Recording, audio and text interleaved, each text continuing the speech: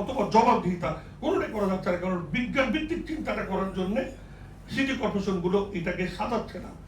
পরিবেশ অধিদপ্তর এখানে অম্বুডসম্যানের দায়িত্ব পালন করতে পারে, কমিশন তৈরি করে এই সমস্ত কার্যক্রমগুলি বাধ্য করতে পারে।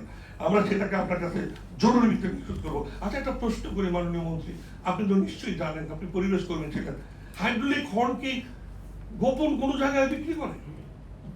নিশ্চয়ই না। তাহলে হাইড্রোলিক হর্ন আমি গাড়ি থেকে করবো কেন?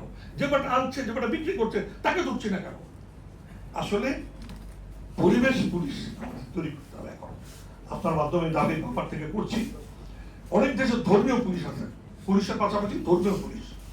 আমরা পরিবেশ পুলিশ যদি তৈরি করতে না পারি, এবং সেজন্য আমাদের তরুণরা রয়েছে, আপনি তাদেরকে নিয়ে ভলেন্টারি একটা অর্গানাইজেশন তৈরি করেন যে পরিবেশ বন্ধু, তাদের মাধ্যমে পরিবেশ পুলিশ তৈরি করেন। আমি বলছি তরুণদেরকে কাজে লাগান, মুক্তি যদি হয় তরুণদের মাধ্যমে হবে, এবং সেটির জন্য আপনি একজন পরীক্ষিত নেতা। আমরা আপনার কাছে বাংলাদেশ পরিবেশ আন্দোলনের পক্ষ থেকে এই বিষয়গুলো বিশেষ দৃষ্টি দেওয়ার অনুরোধ রাখছি। ধন্যবাদ।